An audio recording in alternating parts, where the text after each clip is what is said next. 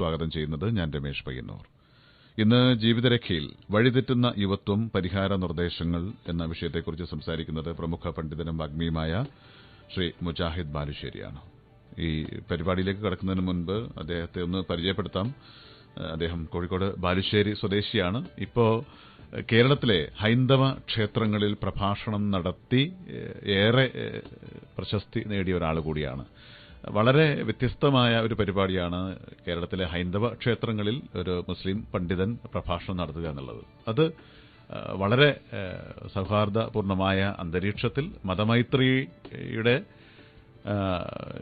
ചിഹ്നങ്ങൾ വിളിച്ചോതിക്കൊണ്ടുള്ള ഒരു പ്രഭാഷണമാണ്. മതമൈത്രിയുടെ വെളിച്ചം തെളിയിക്കുന്ന ഒരു പ്രഭാഷണമാണ് അദ്ദേഹം നടത്തുന്നത്. അതേക്കുറിച്ച് ആദ്യം ചോദിച്ചറിഞ്ഞ ശേഷം നമുക്ക് നമ്മുടെ വിഷയത്തിലേക്ക് കടക്കാം. നമസ്കാരം ശ്രീ മുജാഹിദ് ബാലുശ്ശേരി. കേരളത്തിലെ ഏതൊക്കെ ക്ഷേത്രങ്ങളിൽ പോയിട്ടുണ്ട്? കേരളത്തിലെ ഏറ്റവും ഫേമസ് ആയ മിക്ക ക്ഷേത്രങ്ങളിലും, കാസർഗോഡ് ജില്ല മുതൽ തിരുവനന്തപുരത്തും കൊല്ലത്ത് ഓച്ചിറ ക്ഷേത്രത്തിൽ ഭഗവതി ക്ഷേത്രം, പടാർകുളങ്ങര ശ്രീ ഭഗവതി ക്ഷേത്രം, അതുപോലെ വൈകുണ്ഠൻ ക്ഷേത്രം, അതുപോലെ പയ്യന്നൂർ സുബ്രഹ്മണ്യസ്വാമി ക്ഷേത്രം, അങ്ങനെ അതെ. അപ്പോൾ ഏറ്റവും പ്രഗത്ഭമായ ക്ഷേത്രങ്ങളിലൊക്കെ സംസാരിക്കാൻ സാധിച്ചിട്ടുണ്ട്. ശരി, എന്തായിരുന്നു ഒരനുഭവം പറയൂ. അവിടുത്തെ ഒരു സ്വീകരണമൊക്കെ എങ്ങനെയായിരുന്നു? ആൾക്കാരുടെ ഒരു പ്രതികരണമൊക്കെ എങ്ങനെയായിരുന്നു? ഭാരതീയ ദർശനങ്ങളിലെ ഏറ്റവും പ്രധാനമായ ഒരു ആശയം ആചാര്യദേവോഭവ അതിഥി ദേവോഭവ. അതിഥിയെ ദൈവതുല്യം സ്നേഹിക്കുക എന്നുള്ള അടിസ്ഥാനത്തിൽ ക്ഷേത്രങ്ങളിലെ എല്ലാവരും എന്നെ ഏറ്റവും സ്നേഹത്തോടുകൂടി സ്വീകരിക്കുകയും അവരുടെ പണ്ഡിതന്മാരെക്കാൾ കൂടുതൽ എനിക്ക് അവസരങ്ങൾ നൽകുകയും എല്ലാവർക്കും 10-20 മിനിറ്റ് സംസാരിക്കാനുള്ള അവസരം ടൈറ്റ് ഷെഡ്യൂളായി നൽകി 2 മണിക്കൂറിലധികം എനിക്ക് സംസാരിക്കാൻ അവസരം നൽകുകയും ഞാൻ നിർത്താൻ ശ്രമിച്ചപ്പോഴൊക്കെ തുടരാൻ ആവശ്യപ്പെടുകയും ചെയ്ത നല്ല അനുഭവമായിരുന്നു. ക്ഷേത്രങ്ങളിലെ നല്ല അനുഭവം.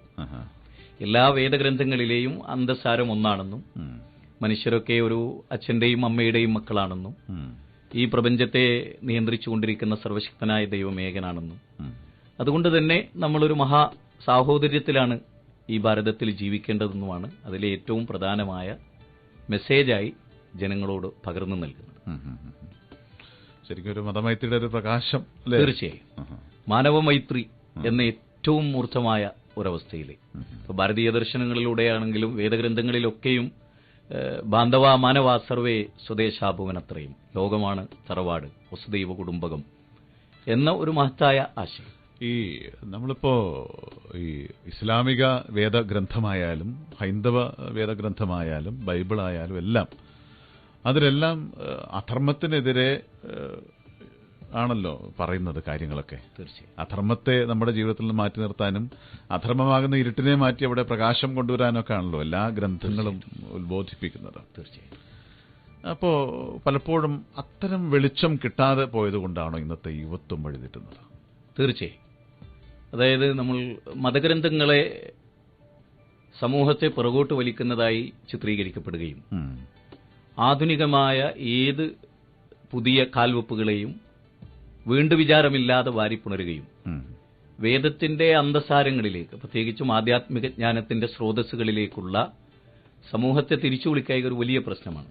ഉദാഹരണമായി നമ്മൾ ഭഗവത്ഗീത 18 അധ്യായമുള്ള ഗീതയുടെ 4-ാം അധ്യായം 7-8 ശ്ലോകങ്ങളിൽ പറയുന്നത് തന്നെ യഥാ യഥാ ഹി ധർമ്മസ്യ ഗ്ലാനിർഭവതി ഭാരത അഭ്യുത്ഥാനമധർമ്മസ്യം തദാത്മാനം സൃജാമ്യഹം.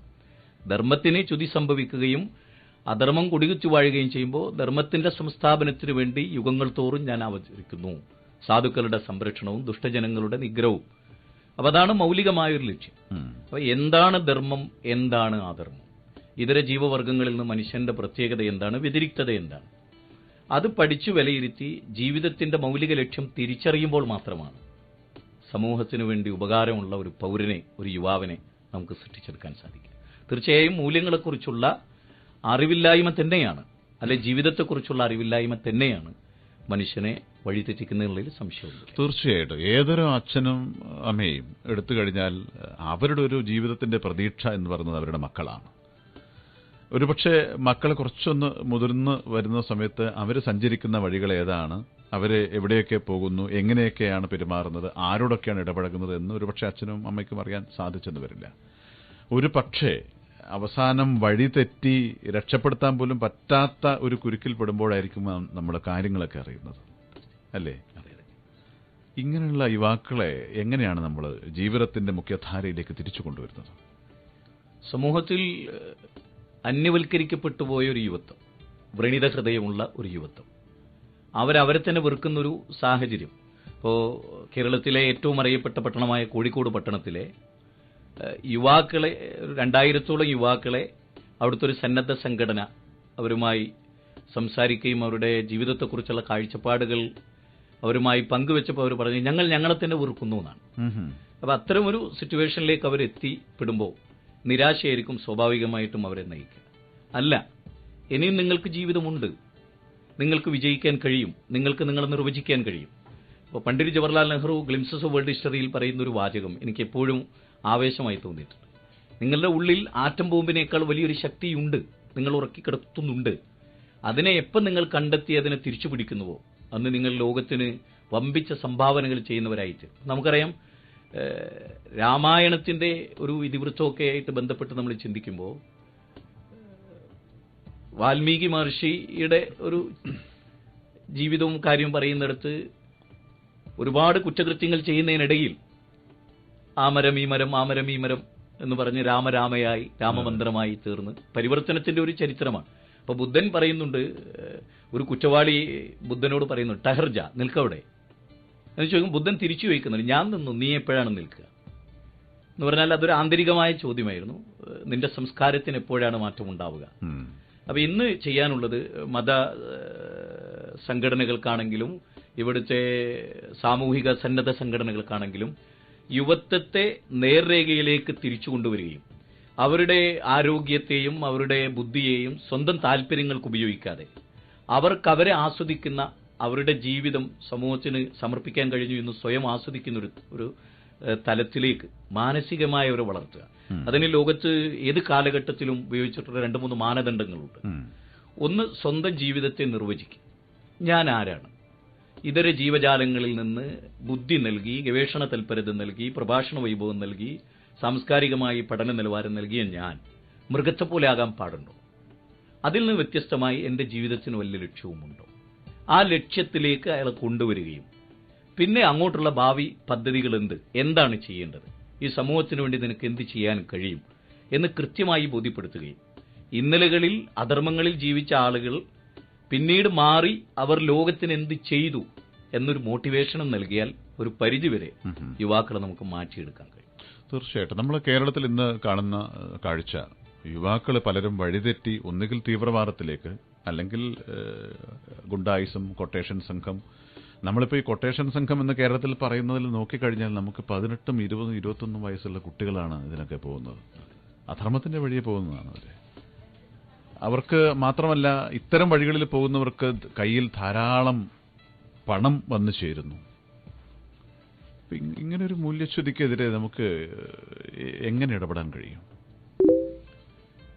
ഒന്ന്, സമൂഹത്തിൽ ഇത്തരത്തിലുള്ള തിന്മകൾ, പ്രത്യേകിച്ച് തീവ്രവാദം, അതുപോലെ കൊട്ടേഷൻ പാർട്ടികൾ, മദ്യത്തിന്, മയക്കുമരുന്നിന്, മരിജുവാന, കഞ്ചാവ് ഉപയോഗിക്കുന്ന ഒരു അവസ്ഥ.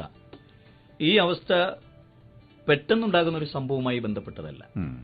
ഒന്നുകിൽ അവന്റെ ഒരു സൗഹൃദം, ആരുമായി അവൻ ബന്ധപ്പെടും, അവന്റെ മാതാപിതാക്കൾ അവനെ എത്രത്തോളം കെയർ ചെയ്തു, ജീവിതത്തിലെ നന്മയുടെ വഴികളും തിന്മയുടെ വഴികളും സൃഷ്ടിച്ചു കൊടുക്കുന്ന ഒരു പരിധിവരെ മാതാപിതാക്കളാണ്.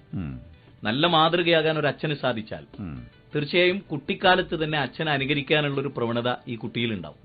അമ്മ നല്ല വഴികളാണ് പറഞ്ഞു കൊടുക്കുന്നതെങ്കിൽ അമ്മയിൽ നിന്ന് നല്ല സ്വഭാവങ്ങൾ അവന് പകർന്നു കിട്ടും. അപ്പൊ നമുക്കറിയാം, കേരളത്തിലെ ഏത് മേഖലയിൽ പ്രവർത്തിക്കുന്നവരാണെങ്കിലും പരസ്പര തത്വശാസ്ത്രപരമായി എതിർക്കുമ്പോഴും അയാൾ നല്ല മനുഷ്യനാണ്, ആ യുവാവ് നല്ല മനുഷ്യനാണ് എന്ന് നമ്മൾ പറയുമ്പോൾ നമ്മൾ ആ യുവാവിനെ കുറിച്ച് പഠിക്കുകയാണെങ്കിൽ 1-2 കാര്യങ്ങൾ നമുക്ക് ബോധ്യപ്പെടും.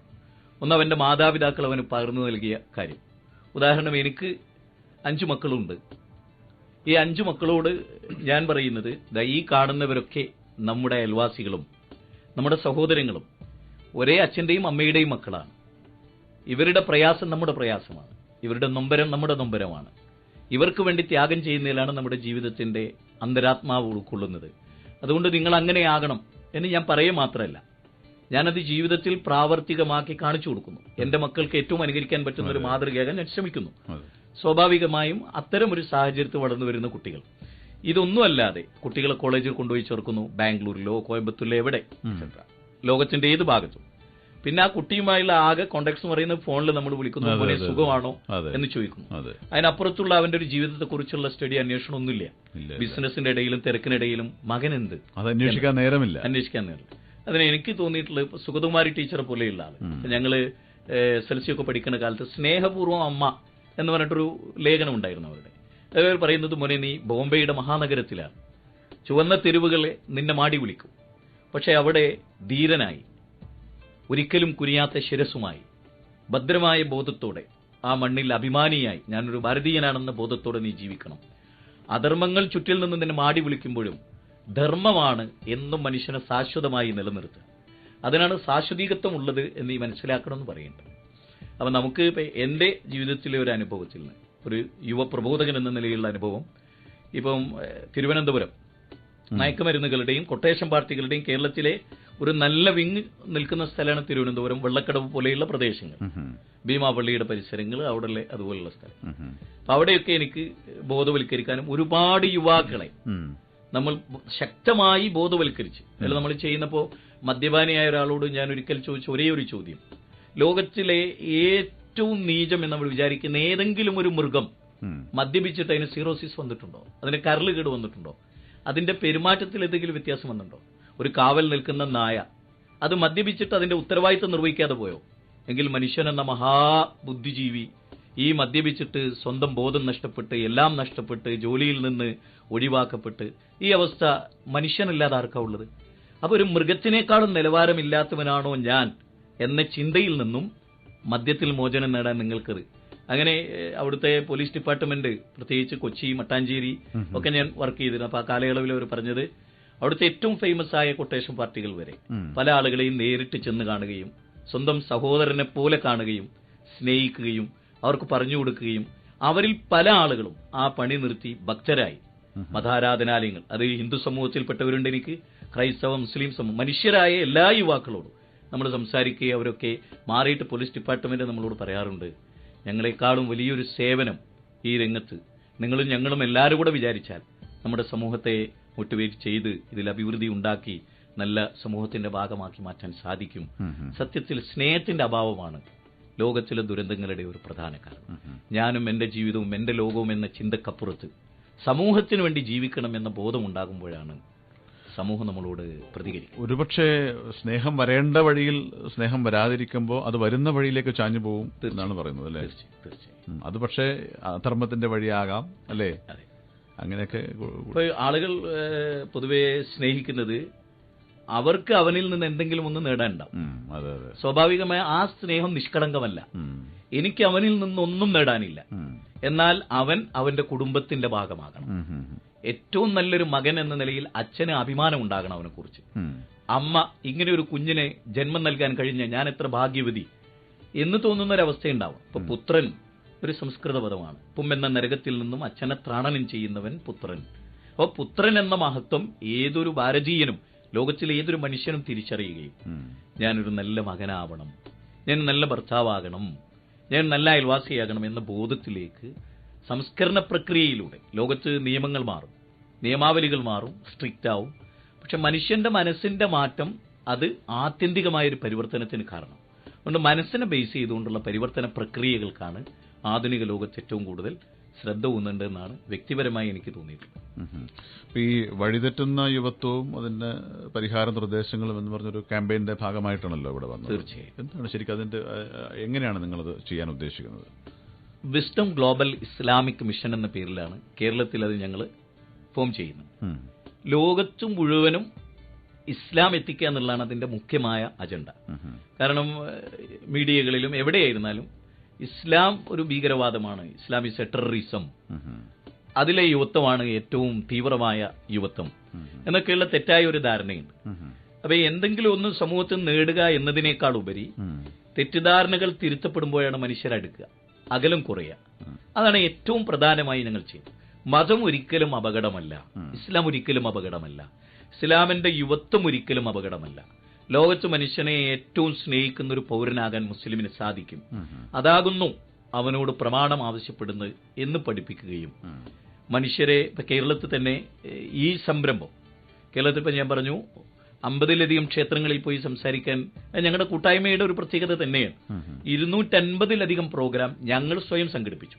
സന്യാസിമാരെയും അതുപോലെ ക്രിസ്ത്യൻ പ്രതിനിധികളെയും യുക്തിവാദികളെയും നിരീശ്വരവാദികളെയും വ്യത്യസ്ത എല്ലാ രാഷ്ട്രീയ പ്രസ്ഥാനങ്ങളുടെയും പലപ്പോഴും പലരും പല പ്രസ്ഥാനങ്ങളെ അടുപ്പിക്കാറില്ല. പക്ഷെ ഞങ്ങൾ എല്ലാവർക്കും തുറന്ന അവസരം നൽകി. എല്ലാവരോടും അവർക്ക് പറയാനുള്ളത് തന്മയത്വത്തോടെ പറയാൻ അവസരം ഉണ്ടാക്കി.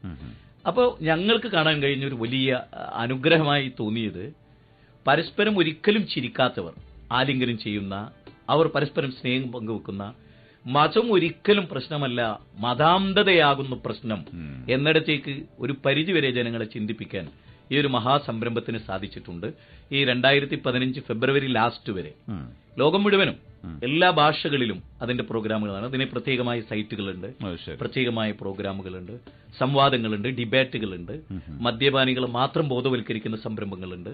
സ്ത്രീധനത്തിനെതിരെ, ദൂർത്തിനെതിരെ, ആർഭാടങ്ങൾക്കെതിരെ, മനുഷ്യന്റെ അസൂയക്കെതിരെ എല്ലാ നിലക്കുമുള്ള തിന്മകളെ ഇല്ലാതാക്കി നല്ല നിർമ്മലമായ മനസ്സിന്റെ ഉടമകളെ സൃഷ്ടിക്കാൻ യാതൊരു നിബന്ധനകളുമില്ലാതെ, ഭൗതിക താല്പര്യങ്ങളില്ലാതെ, അടുത്ത വരുന്ന ഇലക്ഷൻ പ്രതീക്ഷിക്കാതെ, അധികാരം പ്രതീക്ഷിക്കാതെ, മാനവസേവ മാധവസേവ എന്ന് പറയുന്ന വളരെ മഹത്തരമായ ഒരു ലക്ഷ്യത്തോടു കൂടിയാണ് ഈ സംഘടന കേരളത്തിലെ നവോത്ഥാന പ്രസ്ഥാനം എന്ന പേരിലാണ് അറിയപ്പെടുന്നത്. സ്വദേശാഭിമാനി രാമകൃഷ്ണപിള്ളയാക്കി മാറ്റിയ വക്കമൗലവി, മൊയ്തു മൗലവി, മുഹമ്മദ് അബ്ദുറഹ്മാൻ സാഹിബ്, അങ്ങനെയുള്ള വലിയ ഒരു നിരയുടെ പിന്മുറക്കാരായി ഇന്ത്യയിലാണ് ഞങ്ങൾ ജീവിക്കുന്നത്. ഇതൊരു മതേതര രാജ്യമാണ്. എല്ലാ മതങ്ങൾക്കും ഇവിടെ സ്വാതന്ത്ര്യമുണ്ട്. ഇതിന്റെ ഭരണഘടന വളരെ ഫ്ലെക്സിബിളാണ്. എല്ലാ മത സമൂഹത്തിനും തുല്യമായ പ്രാധാന്യം നൽകിയിട്ടുണ്ട്. അതുകൊണ്ട് ആരും ഇവിടെ ആരെയും അടിച്ചമർത്തേണ്ടവരല്ല. പരസ്പരം ഗിവൺ ടേക്ക് പോളിസി സ്വീകരിച്ച് വളരെ നല്ല രൂപത്തിൽ മുന്നോട്ട് പോകേണ്ടവരാണ്. ഇതാണ് ഏതായിരുന്നാലും ഞങ്ങൾ പ്രപഞ്ചനാഥനെ സ്തുതിക്കുന്നു. ആളുകളിൽ നല്ല അംഗീകാരവും സപ്പോർട്ടും ഉണ്ട്. പിന്നെ ഏതൊരു നന്മ നിറഞ്ഞ സംരംഭത്തിനും എതിരാളികളും ഉണ്ടാവും. തീർച്ചയായും അത് ഞങ്ങളെ സംബന്ധിച്ചിടത്തോളം ഉണ്ട്. പക്ഷേ ഈ അടുത്ത കാലത്ത് ഒരുപാട് യുവാക്കളെ മദ്യപാനികളായ അതുപോലെയുള്ളവരൊക്കെ രക്ഷപ്പെടുത്താൻ കഴിയും, നേർവഴിയിലേക്ക് കൊണ്ടുവരാൻ വേണ്ടിയിട്ടുണ്ട്. നമുക്ക് ചെറിയൊരു ഇടവേളയ്ക്ക് ശേഷം തിരിച്ചു വരാം. വഴിതെറ്റുന്ന യുവത്വവും പരിഹാര നിർദ്ദേശങ്ങളും എന്ന വിഷയത്തെക്കുറിച്ച് സംസാരിക്കുന്നത് പ്രമുഖ പണ്ഡിതനും വാഗ്മിയുമായ ശ്രീ മുജാഹിദ് ബാലുശ്ശേരിയാണ്. നേരത്തെ യുവാക്കളെ പലരെയും നേർവഴിക്ക് നയിക്കാൻ സാധിച്ചു എന്നൊക്കെ താങ്കൾ പറഞ്ഞല്ലോ. ഒരുപാട് യുവജനങ്ങളെ നേരിട്ട് കാണുകയും സംസാരിക്കുകയും അവർക്ക് വേണ്ടി പ്രവർത്തിക്കുകയൊക്കെ ചെയ്തു. മനസ്സിനെ സ്പർശിക്കുന്ന എന്തെങ്കിലും അനുഭവങ്ങൾ പ്രത്യേകിച്ച് നമ്മുടെ ശ്രോതാക്കളോട് പറയാനുണ്ടോ? തീർച്ചയായും ഒരുപാട് അനുഭവങ്ങളുണ്ട്. ഒന്ന് രണ്ട് കാര്യങ്ങൾ ആളുകളുടെ ജീവിതത്തിൽ ഒരു വഴികാട്ടി എന്ന നിലയിൽ പറയാം. കോട്ടയത്തെ മാമൻ മാപ്പിള ഹാളിൽ യുവാക്കൾക്ക് വേണ്ടി പ്രൊഫഷണൽ വിദ്യാർത്ഥികളുടെ ഒരു മഹാസമ്മേളനം ഈ വിസ്ഡം ഗ്ലോബൽ ഇസ്ലാമിക് മിഷന്റെ ഒക്കെ കണ്ടക്ട് ചെയ്യുന്ന നേതൃത്വത്തിൽ വിദ്യാർത്ഥികൾക്കൊരു സംഘടനയുണ്ട്. അപ്പം അതിന്റെ ഈ പ്രോഗ്രാമിൽ എഞ്ചിനീയറിംഗ് വിദ്യാർത്ഥികളായ 4-5 പേര് ആദ്യമായിട്ടാണ് ആ സമ്മേളനത്തിൽ പങ്കെടുക്കുന്നത്. അപ്പോൾ അവർ വിദേശ മദ്യവുമായിട്ടാണ് ആ സമ്മേളനത്തിൽ വരുന്നത്. അവർക്കിതിന്റെ ആത്മാവൊന്നും അറിയില്ല. ആ സമ്മേളനത്തിലെ ആദ്യത്തെ പ്രസംഗം ജീവിതം ഒരു വീണ്ടു വിചാരത്തിന് എന്നതായിരുന്നു. ഒരു 2 പ്രസംഗങ്ങൾ അവിടെ നടന്നപ്പോൾ തന്നെ എന്നേക്കുമായി മദ്യത്തോട് വിട പറയാൻ അവർ തീരുമാനിക്കുകയാണ്. അവരുടെ മനസ്സിന് അഗാധമായി ആ സ്പീച്ച് സ്വാധീനിച്ചിട്ടുണ്ട്. നെറ്റിലൊക്കെ ആ പ്രസംഗങ്ങൾ ഒരുപാട് യുവാക്കൾ കേട്ടിട്ടുള്ള പ്രഭാഷണമാണ്. അപ്പോൾ അവർ 4 കൊല്ലത്തോളം മദ്യപിച്ചിരുന്നാണ്, നിരന്തരമായി മദ്യപിച്ചിരുന്ന പിള്ളേരാണ്. പിന്നെ അവർ എന്നേക്കുമായി മദ്യത്തിൽ നിന്ന് മോചിതരാവുകയും അവരുടെ മാതാപിതാക്കൾ വിളിച്ച് നിങ്ങൾക്ക് നന്മയുണ്ടാകട്ടെ, ഇത്തരം സേവനങ്ങളാണ് സമൂഹത്തിന് ആവശ്യം എന്ന നിലയിൽ. പിന്നെ ഇതിൽ യുവത്വത്തെ ഇസ്ലാമും മുസ്ലിങ്ങളും ഒക്കെ ഏറെ തെറ്റിദ്ധരിപ്പിക്കപ്പെട്ടൊരു ലോകത്ത് ജിഹാദുമായി ബന്ധപ്പെട്ടാണ് ഏറ്റവും കൂടുതൽ സംശയവും, അതുമായി തീവ്രവാദം അതുപോലെയുള്ള കാര്യങ്ങൾ. അപ്പം അതിൽ കേരളത്തിൽ തീവ്രപരമായി ചിന്തിച്ച അല്ലെങ്കിൽ അങ്ങനെ ചിന്തിപ്പിക്കുന്ന ബോധപൂർവമായി സമൂഹത്തെ തീവ്രവാദത്തിലേക്ക് നയിക്കുന്ന ചില സംഘടനകളും കാര്യങ്ങളൊക്കെ ചില പ്രേരക ശക്തികളുണ്ട്. അപ്പൊ അവർക്കെതിരെയുള്ള ശക്തമായ ബോധവൽക്കരണം കാരണത്താൽ ഒരുപാട് യുവാക്കൾ അത്തരം ടീമിൽ നിന്ന് ഒഴിഞ്ഞ് ഏറ്റവും ശാന്തമായി അതിനെതിരെ പ്രവർത്തിക്കുന്ന ഒരുപക്ഷെ എന്റെ ഒരനുഭവത്തിൽ ആയിരക്കണക്കിന് യുവാക്കൾ ആ രംഗത്ത് നമുക്ക് തിരിച്ചു കൊണ്ടുവരാൻ സാധിച്ചിട്ടുണ്ട്. അത് വളരെ പ്രധാനമായി എടുത്തു പറയേണ്ട കാര്യമാണ്. കാരണം അവർക്ക് ബോധ്യമാകും.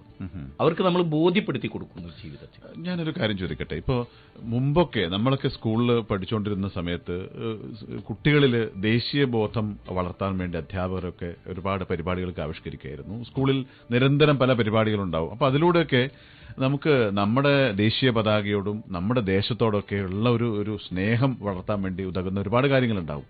ഇന്നത്തെ യുവാക്കൾക്ക്, ഇന്നത്തെ കുട്ടികൾക്കൊക്കെ ഒരു ദേശീയ ബോധം കുറവാണെന്ന് എനിക്ക് പലപ്പോഴും തോന്നിയിട്ടുണ്ട്. അതും ഒരു പക്ഷേ ഇത്തരം ഈ ദുഷ്പ്രവണതകളിലേക്ക് ചാടാനുള്ള ഒരു അവസരമാണെന്ന് എനിക്ക് തോന്നുന്നു. തീർച്ചയായും. അതായത് ഇസ്ലാമിക പ്രമാണങ്ങളുടെ അടിസ്ഥാനത്തിൽ ജന്മനാടിനോടുള്ള സ്നേഹം വിശ്വാസത്തിന്റെ ഭാഗമാണ്. ഞാൻ കാത്തു സൂക്ഷിക്കുന്ന കൃത്യമായ വിശ്വാസത്തിന്റെ ഭാഗമാണ് സ്വന്തം ദേശത്തോടുള്ള കൂർ. ഉദാഹരണമായി പാകിസ്ഥാനിലെ മുസ്ലിമീങ്ങൾ ഇന്ത്യയെ ആക്രമിക്കുന്നു എന്ന് വിചാരിക്കുന്നു നമ്മൾ. സ്വാഭാവികമായും പട്ടാളത്തിൽ ഒരു മുസ്ലിമാണ് ഞാനെങ്കിൽ തീർച്ചയായും പാകിസ്ഥാനി മുസ്ലിമാണോ എന്നതിനേക്കാളുപരി എന്റെ രാജ്യത്തെ പാകിസ്ഥാനി ആക്രമിക്കുന്നു എന്ന വികാരമാണ് ശരിക്കും വളർത്തിയെടുക്കുന്നതും ആകുന്നത്.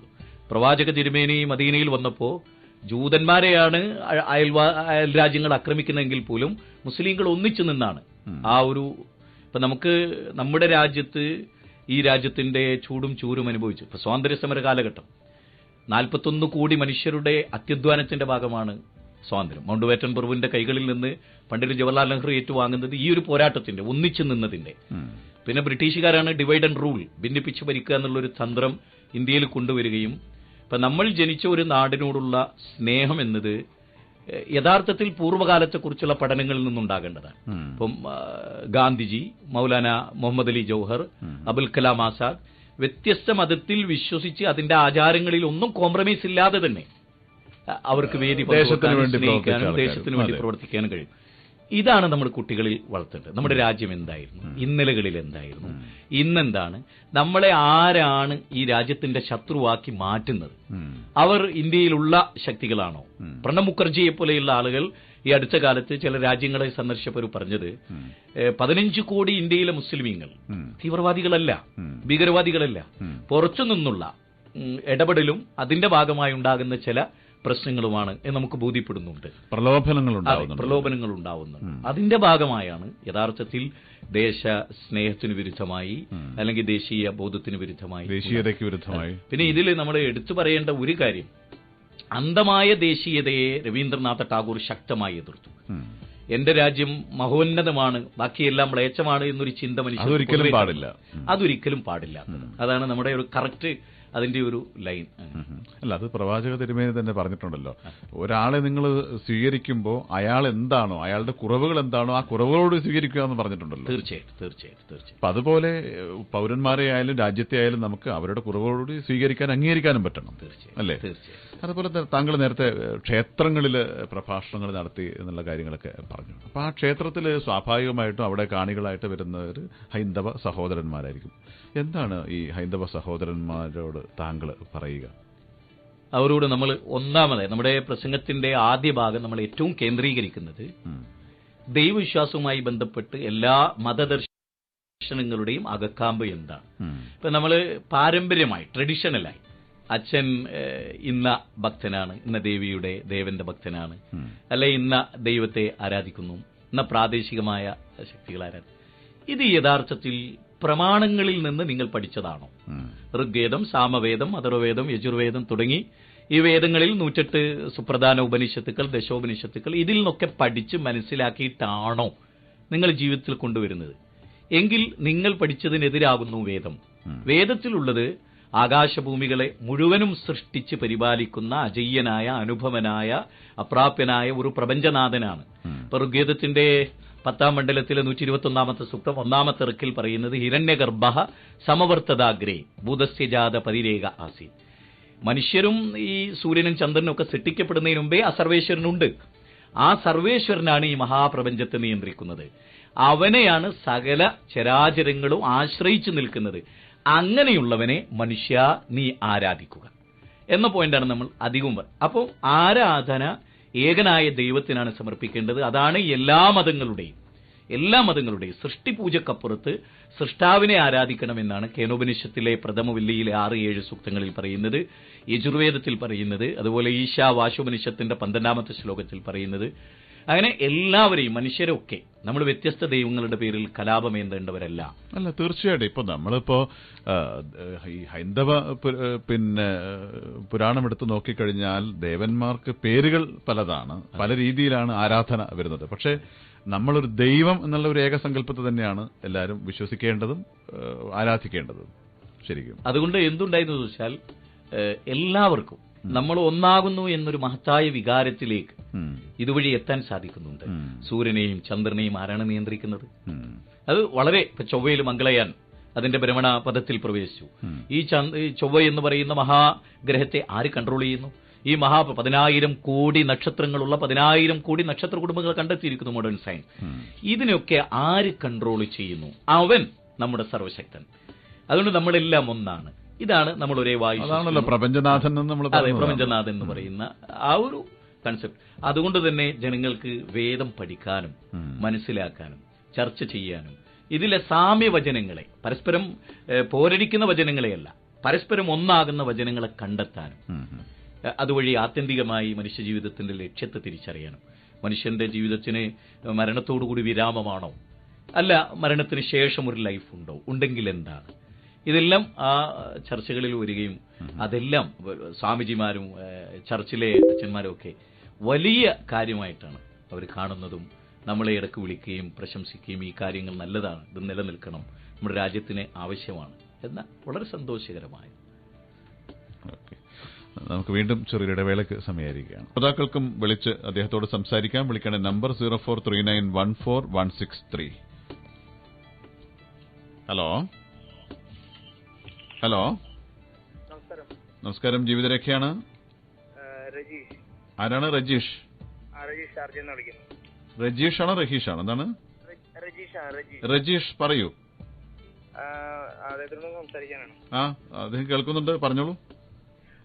അല്ല, വളരെ ഇപ്പോ അദ്ദേഹത്തിന് എല്ലാ സദ്ഭാവനകളെയും അംഗീകരിച്ചുകൊണ്ട് ചോദിക്കുകയാണ്. അതായത് ഇപ്പോ വേദങ്ങളെ കുറിച്ച് പറയുകയാണെങ്കിലും അല്ലെങ്കിൽ ഇപ്പോ സനാതന ധർമ്മത്തെ കുറിച്ച് പറയുകയാണെങ്കിലും ഒക്കെ അത് അദ്ദേഹത്തിന്റേതായിട്ടുള്ള ചില അടിസ്ഥാന പ്രമാണങ്ങളോട് ചേർത്ത് വായിക്കുകയല്ലേ എന്നൊരു സംശയം തോന്നിയതാണ്, അതുകൊണ്ട് വിളിച്ചതാണ്. തീർച്ചയായും അങ്ങനെയല്ല. ഏത് വേദഗ്രന്ഥത്തെയും അടിസ്ഥാനപരമായി വ്യാഖ്യാനിക്കുകയും ആ വേദഗ്രന്ഥത്തിന്റെ അന്തസാരം ഇന്നതാണ് എന്ന് പറഞ്ഞു തരുന്ന പണ്ഡിത ലോകമുണ്ട്, ഋഷീശ്വരന്മാർ. അവർ എന്താണോ ആ വേദവാചകത്തിന് പറഞ്ഞിട്ടുള്ളത് അത് തന്നെയാണ് മാനവരാശിയുടെ മുമ്പാകെ നമ്മളും പറയുന്നത്. യഥാർത്ഥത്തിൽ മനുഷ്യർ ഒരച്ഛന്റെ അമ്മയുടെ മക്കളായി വന്നു, തുടർന്നു, ഒരേ വേദഗ്രന്ഥത്തെ അവർ ഫോളോ ചെയ്തു.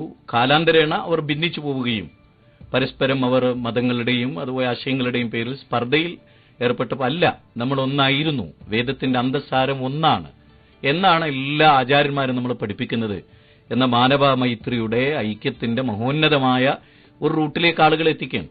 സ്വാഭാവികമായി മനുഷ്യരൊക്കെ ഒന്നാണ്, ഒരു സൃഷ്ടാവിന്റെ അടിമകളാണ് എന്ന് പറയുക വഴി എനിക്കോ അല്ലെങ്കിൽ ഇത്തരം സംരംഭങ്ങൾക്കോ പ്രത്യേകിച്ച് ലാഭങ്ങളൊന്നുമില്ല.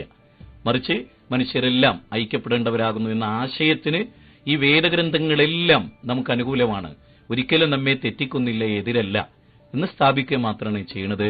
വേദങ്ങളിലൂടെയുള്ള സമഗ്രമായ പഠനം സ്വാമി വിവേകാനന്ദന്റെ വിവേകാനന്ദ സാഹിത്യ സർവസ്വം, അതുപോലെ ഡോക്ടർ രാധാകൃഷ്ണന്റെ ഇന്ത്യൻ ഫിലോസഫി, അതുപോലെ പല ഗ്രന്ഥങ്ങളും, ലൈറ്റ് ഓഫ് ട്രൂത്ത്, ഇതെല്ലാം വായിച്ചാൽ നമുക്ക് കിട്ടുന്നത് ഈ ശുദ്ധമായ രാഹുൽ സാങ്കൃത്യനെ പോലെയുള്ള വിശ്വദർശനങ്ങൾ എഴുതിയിട്ടുള്ള മഹാ ഹൈന്ദവ പണ്ഡിതന്മാരുടെ, നരേന്ദ്രഭൂഷണെ പോലെയുള്ള ആളുകൾ, അവരെല്ലാം നമുക്ക് പകർന്നു തന്നിട്ടുള്ളതാണ് ഈ ശുദ്ധമായ ഏകദൈവാരാധനയും അതിലേക്കാണ് മനുഷ്യർ മടങ്ങേണ്ടത് എന്ന ആശയവും. അതുകൊണ്ടാണ് ആ കാര്യം നമ്മളിവിടെ ഓർമ്മപ്പെടുത്തിയത്. സ്വാർത്ഥമായ ഒരു താല്പര്യവുമില്ല എന്നറിയില്ല. താങ്കളുടെ അതിനെ നമ്മൾ മനസ്സിലാക്കിക്കൊണ്ട് ചോദിക്കുന്നത്, അതായത് ഈ ബഹു ഈശ്വര വിശ്വാസം അല്ലെങ്കിൽ ആ ബഹുത്വം എന്ന് പറയുന്നത് പല മനുഷ്യരുടെ പല ചിന്താധാരകളുണ്ടല്ലോ. ഉന്നതമായത് ചിന്തിക്കുന്നവനും അവന്റെ വിദ്യാഭ്യാസത്തെ അനുസരിച്ച് താഴെക്കിടയുള്ള ആളുകൾക്കും മനസ്സിലാവുന്ന രീതിയിലുള്ള ചില വിശ്വാസ വൈവിധ്യങ്ങൾ മാത്രമല്ലേ അതിലുള്ളത്. അല്ലാതെ ഇപ്പോ ഏകദൈവം എന്നുള്ളത് എല്ലാവരും വിശ്വസിക്കുമ്പോൾ തന്നെ താങ്കൾക്ക് മനസ്സിലാവുന്ന രീതിയിൽ അല്ലെങ്കിൽ താങ്കൾക്ക് കൂടുതൽ ക്ലോസ് ആയിട്ട് നിൽക്കാൻ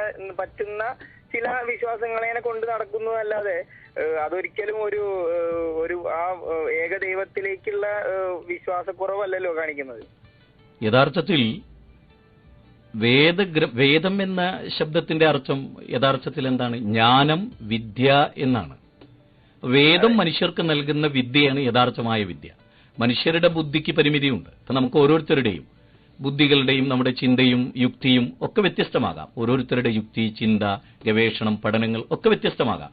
പക്ഷെ സർവജ്ഞൻ എന്ന് നമ്മൾ വിളിക്കുന്ന പ്രപഞ്ചത്തിന്റെ നാഥനാൽ അവതരിപ്പിക്കപ്പെട്ടത് എല്ലാ കാലത്തും നിലനിൽക്കുന്നതാണ്, മാറ്റമില്ലാതെ നിലനിൽക്കുന്നതാണ്. ആ മാറ്റമില്ലാതെ നിലനിൽക്കുന്ന എല്ലാ കാലക്കാർക്കും എല്ലാ ലോകക്കാർക്കും ഉൾക്കൊള്ളാൻ പറ്റുന്ന ഒരാശയമാണ് ശരിക്കുമുള്ള വേദത്തിന്റെ അന്തസാരം.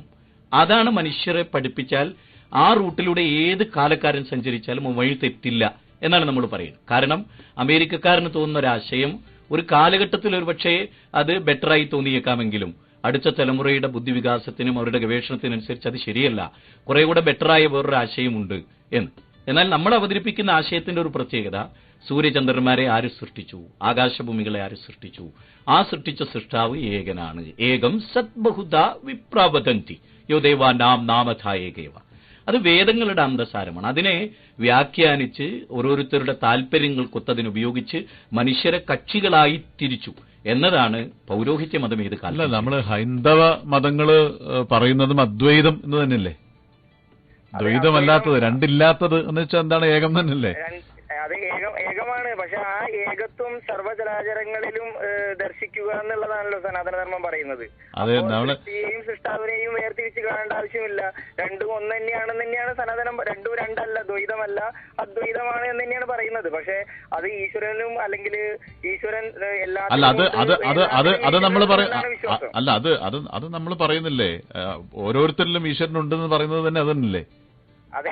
ഇപ്പൊ ഈ ചന്ദ്രസൂര്യന്മാരെ ആരാധിക്കുന്നതിന്റെ അടിസ്ഥാനം ഇപ്പോ പിന്നെ ആ ഒരു യുഗങ്ങളിൽ ജീവിച്ചിരുന്നവര് കൊണ്ടുവരുന്നതും അതില് അത് കാലാകാലങ്ങളിൽ ആരാധനയുടെ ശൈലികളിലൊക്കെ മാറ്റം വന്നിട്ടില്ലേ? അതെ, മാറ്റം വന്നിട്ടുണ്ട്. പക്ഷെ അത് ആ പുരാതനമായിട്ടുള്ള ചിന്താവിശ്വാസങ്ങളെ അപ്പാടെ തള്ളിക്കളയേണ്ട ഇല്ല. അതിനെ ഹനിച്ചുകൊണ്ടല്ലോ അദ്ദേഹം പറഞ്ഞത്. അതിനെ മതിച്ചുകൊണ്ടാണ് അദ്ദേഹം പറഞ്ഞത്, ഹനിച്ചുകൊണ്ടല്ലോ പറഞ്ഞത്.